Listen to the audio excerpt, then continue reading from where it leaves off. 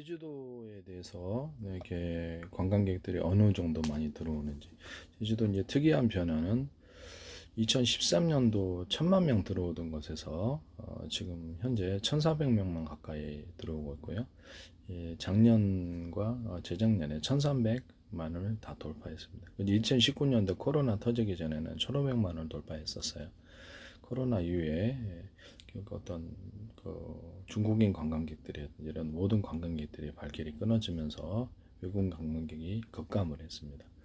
그래서 그러나 꾸준히 내국인 관광객들 중심으로 해서 소비가 많이 이루어졌고 1,300만이 계속 걷고 올해 이제 작년부터 시작을 해갖고 2022년도에 8만 6천 명밖에 안 들어왔어요. 외국인 관광객들이. 그다음에 작년에 70만 명 들어왔고요. 여기서 본격적인 이제 코로나가 2022년 8월부터 종식이 됐기 때문에 나라별로 좀 틀릴 거예요. 그래서 2023년도보다 본격적으로 이렇게 해외여행 붐이 다시 일어나고 있고, 그래서 올해 120만 명 목표로 크루즈선 입항하고, 그다음에 중국과 어떤 한국 또는 한국과 일본 간의 직항로 개설, 즉 항공기 이것을 이루어지고 있고요. 그 결과로 해서 이 120만 명의 목표인데 벌써 5월 30일 기준으로 해서 70만이 돌파했습니다. 그래서 올해 한 잘하면 140만까지도 되지 않을까라는 생각을 해봅니다. 정확한 건 알겠죠. 그래서 예년에 이제 회복세가 다시 이루어질 수 있다는 점에서 특히 이제 중국인들이 영주권 2026년까지 해서 영주권 10억 투자하면 영주권을 주는 이렇게 약간 관광단지 내 타운을 사면 그거 제도가 2년 남았습니다. 2년 남았고 그 안에 사고자 해서 지난 몇 년 동안 그런 투자가 없었는데 작년에 290억 원이 이렇게 들어왔습니다. 그래서 그런 부분을 말씀을 드립니다. 그래서 특이한 변화가 중국인들 중심으로 해서 어떤 부동산 쇼핑이 현실적으로 존재하고 있기 때문에 무시할 수가 없습니다. 그래서 이런 것도 하나의 지표가 될 수 있다는 것을 말씀을 드립니다. 관광객은 외국인 관광객 중심으로 굉장히 많이 물려들고 있고요. 그래서 보시면은 보여드리겠습니다. 제주도 특별자치도 관광협회에서 자료인데 5월 30일자까지 몇 명이 들어왔는지를 보니 2024년 일개 총계가 559만 4천입니다. 작년에 546만에 비해서 훨씬 더 숫자가 많고요. 작년에는 내국인이 530만 차례였으나 올해는 내국인이 다소 줄었고요. 487만으로 그래서 이렇게 외국인이 작년에 이 같은 기간에 14만 8천 차였으나 지금 71만 9천 차였습니다. 외국인 관광객들, 중국인들 중심으로 해서 대만, 싱가포르 이런 데서 많이 들어오고 있고요. 뭐 그렇게 일본에서도 들어오고 있고 뭐 이런 데서도 홍콩도 들어오고 뭐 여러 군데서 많이 들어온 거, 미국에서도 들어오고 그래서 관광객들이 꽤 많습니다. 그래서 관광객들은 외국인들 중심으로 해서 늘고 작년보다 더 많은 숫자가 들어요. 외국인이 좀 줄었어요. 줄었으나 뭐 그래도 다시 회복하리라고 생각합니다. 그래서 실제로는 올해 이제 예전에 1,500만 명 들어오던 관광객들 2013년도는 1,000만 명이었습니다. 제주도가 이제 거기서 이제 약간 아이템 500개 아이템을 선정을 해가지고 버스킹 아니면 K-팝 미술 또 미술품 구매 뭐 이런 것들 그다음에 세계 음식점 거리 이렇게 해서 체험 관광식으로 해서 보다 많은 노력을 기울였을 때 휴양하고 치료하는 이런 부분들 볼 것 많고 먹을 것 많고 쇼핑할 것 많고 쇼핑할 이런 것들을 한다면 이게 좀 달라져 유명 브랜드들을 많이 발굴해서 명품 단지를 만들어 놓는다든지 백화점이 없지 않습니까? 제주도에 그다음에 한국에서 명품 브랜드를 아예 그냥 핸드백 같은 거를 수많은 만들어 가지고 이렇게 거리에다가 놔둔다든지 이런 것들도 하나의 도움이 되리라고 생각해요. 드림타워 내부에 이제 유명 디자이너들 중심으로 샵이 있습니다. 드림타워 같은데 노영동에는 드림타워가 존재하고 있고요. 거기도 한 해 올해 1분기 3월달까지죠. 3월달에서 1,000억 원 넘게 매출을 1,000억 원 가까이 매출을 올렸다고 합니다. 그래서 이렇게 사상 최고 호황을 누리고 있다고. 5월 30일까지 외국인 관광객들 중심으로 해서 작년 같은 기간보다 더 많이 들어오고 있고요. 여기서 카드 소비액을 보시면은 전체 카드 소비가 면세점을 포함한 소매업과 음식점, 그러니까 지역별 면세점을 포함한다는 건, 노영동에는 면세점이 있거든요. 신라 면세점, 롯데 면세점, 면세점들이 있고, 음식점에 그러니까 가서 관광객들이 가서 먹거리도 빠질 수 없죠. 노영동 정원 오피스텔 뒤에 먹자골목 거기밖에 없어요. 노영동은 그쪽에 가서 소비를 뭐 유명하답니다. 그 먹자골목에 수십 년 됐고 거기서 이제 다 소비를 하는 것으로 봅니다. 외국인이 2022년도 자료인데 여기서 보면 내국인 관광객들 신용카드 소비액이 3조 4천억 원. 올해는 외국인들이 많이 들어오기 때문에 내국인은 현금까지도 많이 소비하죠. 현금도 그래서 시장가에서 실제로는 많이 소비를 하는 것으로 보입니다. 밥을 먹어야 되니까요. 그럼 밥에 식도락도 또 무시할 수 없습니다. 그다음 숙박업, 그다음에 이런 데서도 호텔도 있고 음식점업에서 카드 전체 카드 70% 이상 면세점 물품 소비효과 70 음식점에 밥을 많이 먹는다는 거죠. 이렇게 그래서 노영동에서 얼마가 노영동이 6,665억으로 카드를 가장 많이 긁었고요. 현금 소비도 따로 있습니다. 내국에는 거기에 그 정한오피스텔의 먹자골목에는 전부 다 현금으로도 많이 결제합니다. 그래서 현금소 카드만 있는 게 아니다. 노영동이 6,660원 가장 많다. 연동이 4,101억, 그다음 열애동이 2,389억, 영담동이 1,831억 이렇게 있습니다. 에어로비 1,770억. 그래서 노영동이 압도적으로 소비가 제일 많습니다. 노영 오거리 중심으로 해서 금융기관들이 모이고 있고요. 향후 여기다 관광객들을 통장을 개설해주면 관광객들의 돈을 여기다 예금해주면 여기서 이제 기업 대출 위주로 해서 카이스트가 제주도 유치가 되거든요. 카이스트 이렇게 관련 기관들이 그래서 스타트업에 출발하고 그쪽에다가 기업 대출 위주로 해가지고 실리콘밸리처럼 조성이 되면은 상당히 효과가 있어. 제주도는 국제학교가 4곳이 있고요. 총 앞으로 이게 한 곳이 더 허락을 받아서 2026년도에 개교하고 아마 대치동을 대체하지 않을까라고 저는 생각하고 있습니다. 그래서 유학을 갔던 사람들이 3만 명 가던 사람이 지금 8,900명 가고 있고요. 그거보다 영어를 여기서 기러기 아빠 싫잖아요. 그러면 초, 중, 고 이까지는 다 있거든. 유치원까지 여기서 다 하고 여기서 대학 진학, 미국 대학 진학률이 90몇 %가 된답니다. 그래서 총 앞으로 총 7개 목표, 국제학교를 목표로 하고 있다고 그러니까 지금 한 군데는 허가를 받았고요. 또 한 군데가 또 있다고 그러는데 정확한 게는 모르겠습니다. 그래서 그쪽에서 그런 강남권에서 이쪽으로 들어와서 외국어에 등록, 그렇죠. 국제학교 이쪽으로 오고 중국인 학생 수는 한국인이 대부분이고 그다음에 중국인, 그다음 몽골에서도 오고 여러 군데에서도 오는 것으로 알고 있습니다. 그래서 이제 향후에 이제 금융도시로 만약에 정부의 계획대로 금융도시로 이렇게 노영동이 이제 금융도시가 되는 거죠.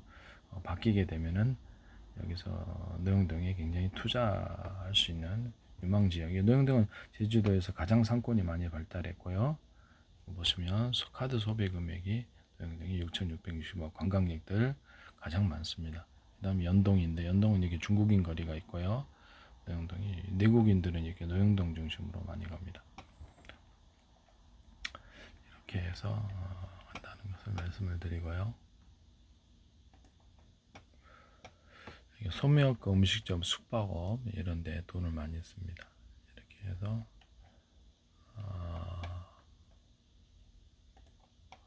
그 다음에 중국인 투자가 특이한 것은 투자 이민이 아니라 영주권 주는 제도죠. 39건의 제주부도 콘도 및 관광 숙박시설에서 290억 원을 투자했습니다. 그래서 2021년도, 2020년도에 비해서 각각 9배 이상, 2.5배 이상 증가했다 이렇게 나옵니다. 그래서 왕서방 돌아왔나, 중국인 제주 부동산 투자금도 이런 것도 있고요. 이런 부분들을 말씀을 드렸는데, 이제 그 중국인들만이 아니라 많은 나라에서 제주도에 대해 인식하고 있고, 이렇게 투자를 할 수 있는 그런 부분이 있다라는 것을 말씀을 드립니다. 우리나라에서 어떤 미국에서도 많이 우리나라 토지를 보유하고 있고, 제주도가 향후 이렇게 전 세계에서 알려주고 수많은 이렇게 관광 크고 작은 행사를 갖다가 큰 것만이 아니라 행사를 유치를 한다면 제주도가 이게 동북아 교육 도시를 꿈꾸고 있거든요. 그래서 교육도시 마카오에 있다가 교육도시 만들려면 좀 이상하죠. 그래서 카지노 쪽보다는 이게 금융 쪽으로 발달을 시키려면 교육도시로 해서 대치동에 가던 수요가 이쪽으로 오지 않을까라고 예상을 좀 해봅니다만은, 교육이 이제 교육도시로 이쪽으로 국내인부터 시작을 해서 이쪽으로 오고, 관광객들 통장 개설하고, 그래서 이렇게 관광객들의 숫자가 몇 명입니까? 우리나라 관광객들, 외국 관광객들이 100몇십만씩 막 들어오면 통장 개설을 했을 때 이게 또 금액이 또 크거든요. 그러면 여기서 이제 스타트업 들이 실리콘밸리처럼 만들어지고, 제주도에서 500개 아이템 이런 정도로 해가지고 500개 아이템 정도로 해서 제주도를 갖다가 막 볼거리, 먹거리, 쇼핑거리 이렇게 막 늘려나가면, 버스킹과 케이팝을 좀 많이 활용을 하면, 일본에서 이게 후쿠오카에 있어서 여기 오는데 1시간 반 걸리고요. 상하이에서 여기까지 오는데 1시간 반 걸린 비행기로. 우리나라 제주도, 우리 서울에서 부산 내려가려면 KTX 타더라도 몇 시간 걸리지 않습니까? 근데 또 고속도로로 가려면 5시간은 평균 걸리죠. 고속도로 가려면 버스로 가더라도, 고속버스로 가더라도 그거에 비하면 상당히 괜찮죠. 접근이. 도쿄에서 여기까지가 한 2시간 30분인가. K-팝 같은 걸 여기로 유치하면 어쩔까라고 생각을 합니다. 전 세계 독일 광장처럼 해가 전 세계에서 누구나 들어와서 공연을 할 수 있는 이런 버스킹뿐만 아니라 볼거리가 그런 관광도 조성하는 하나의 아이템이 될 수 있어요. 그래서 단순히 자연 광경을 구경하는 자연 경관은 어디나 전 세계 어디나 다 있기 때문에, 여기가 그리고 제주도에 제일 중요한 건 안전이 된 거예요. 관광객들의 안전이나 학생들의 안전이 되지 않으면 영어 교육도시, 동북아 교육도시로서의 목표를 잡고 있는 게 좀 어려워진다라고 생각합니다. 곳곳에 이제 CCTV 다 설치해놓고 철저하게 안전 중심으로, 안전한 제주를 표방해서 범죄가 없도록 그렇게 하는 것이 올바른 것이 아닌가라고 생각합니다. 그래서 정부 정책은 이제 금융도시를 만드는 건데, 노용 오거리 중심으로 금기관들 모여 있고, 그래서 자금이 이제 크게 모여야죠. 그럼 관광객들 통장도 괜찮다, 내국인 통장도 괜찮지 않나, 이렇게 하다 보면 또 거기서 이제 거주하는 사람들이 존재합니다. 지금은 중국인과 어떤 베트남 중심으로 해서 관광객들이 이렇게 거주인구가 늘어나고 있고, 투자이민 관련해서도 굉장히 비자 발급, 이게 약간 비자 발급 플러스 이게 투자 이민이 아니라 영주권 주는.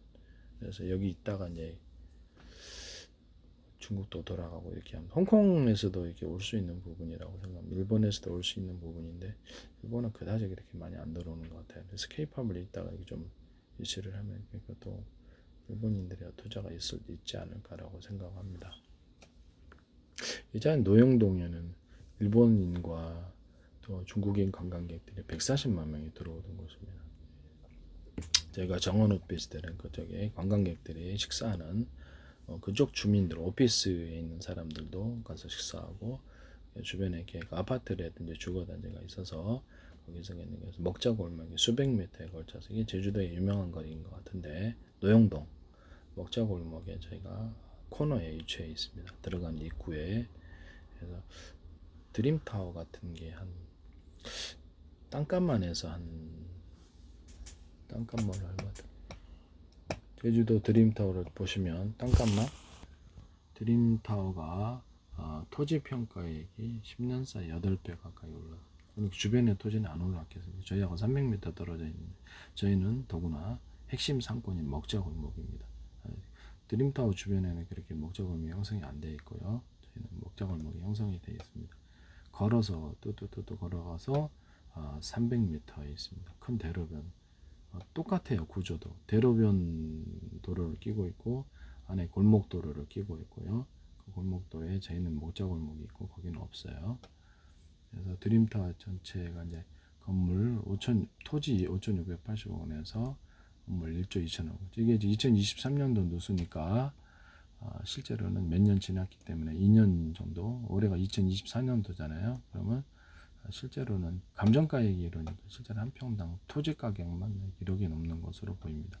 건물가액까지 합하면 3억 넘고 그 옆에 있는 이마트 건물이 1억 몇천 되지 않을까 예상합니다. 그래서 저희 정원 오피스텔이 얼마인지 잘 모르겠네요.